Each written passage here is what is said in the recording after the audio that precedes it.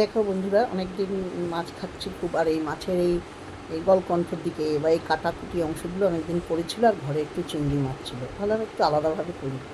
তরকারি তো করাই হয় মাছের মাথা বা এগুলো দিয়ে।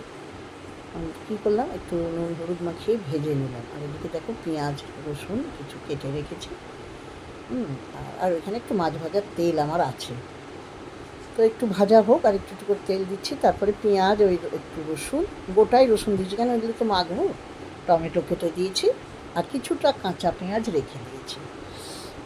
এটা করে দেখো তোমরা, খুব ভালো লাগবে। হ্যাঁ, আমি আর এদিকে মাছটা ছাড়িয়ে রেখেছি ভালো করে। কাটাকুটি ছিল, কাঁচা পেঁয়াজ তো একটু রেখেছি বললাম, লাগলে আবার একটু নিয়ে নেবো কেটে। যাই হোক, এটা একটু ভালো করে নাড়ানো হোক। আর ডালের সঙ্গে না যা লাগে না খেতে, খুব ভালো লাগে। হ্যাঁ, তোমরা যারা করোনি, যারা করেছো তারা তো জানো। এটা আমি করছি, আর আমার কাছে অল্প মাছ আছে, তাই এক চিংড়ি মাছও মিশালাম। না মিশালেও হয়, যা মাছ খুশি দিয়ে করতে পারো। আমার কাছে বোয়াল মাছের দিয়ে করেছিলাম। আর এই দেখো, এগুলোকে সব ভালো করে একটু ভাজা ভাজা মতো হোক, নরম হয়ে যাক। মোটামুটি মনে হচ্ছে হয়েই গেছে। আর ওই ভাজতে ভাজতে খোসাগুলো উঠে যাচ্ছে, তুলে ফেলে দিচ্ছি, এই আর কি।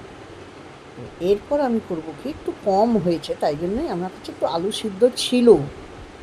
আগের দিন আমি একটু আলু সিদ্ধ করে একটু তরকারিতে একটা ছেলের জন্যই একটা আইটেম করে দিয়েছিলাম, পকোড়া টাইপ। হ্যাঁ, তাই জন্য সেটাকে মধ্যে একটু আলু সিদ্ধ ছিল, সেটাকে আবার নাড়িয়ে নিলাম। এখন মিশিয়ে দিই, না নিলেও হয়। আমার ছিল, তাই আমি নষ্ট করবো আলু সিদ্ধটা, বা কতদিন পরে থাকবে, এটা দিয়ে দিই। এমনিতেই তো এরকম আলু ভাতে খেতে কত ভালো লাগে। আমি কিন্তু মাঝে মাঝে ওই তেলটা থেকে একটু একটু করে তেল দিচ্ছি ভাজাতে। ব্যাস দেখো, মোটামুটি ভাজা হয়ে গেছে। তবে আমার একটু হচ্ছে, লঙ্কাটা না আমার শুধু আগে ভেজে নিতে হতো। লঙ্কাটা একটু নরম হয়ে গেছে। এইবার ওই মাছ যে ছাড়িয়ে রেখেছি সেগুলো দিয়ে দিলাম, দিয়ে একটু নাড়িয়ে নেব। ব্যাস, আর কিছু না। আর এর মধ্যে একটু লেবু দিতে পারলে মাখার সময় খুব ভালো লাগতো, কিন্তু লেবুটা আমার কাছে ছিল, আমি ভুলে গেছি যখন ভাত খেয়েছি। হ্যাঁ, তখন আমরা দিয়ে নিয়েছি। এত ভালো খেতে হয়েছে না, আমি কি বলবো। আমি ভয়েস মেসেজ অনেক পরে দিচ্ছি। দেখো, লঙ্কাটা মাখতে একটু অসুবিধা হচ্ছে, লবণ দিয়ে মাখছি।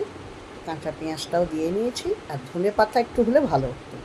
তো ধনে পাতা ছিল না, তো সবজিওয়ালাও এলো না। সব রং মাখিয়ে দেবে সেই ভয়ে মনে হয় বেরোচ্ছে না। তো কী করবো, ধনে পাতা কালকেই আমার শেষ হয়ে গেছে। তো ওই এমনি মাখলাম।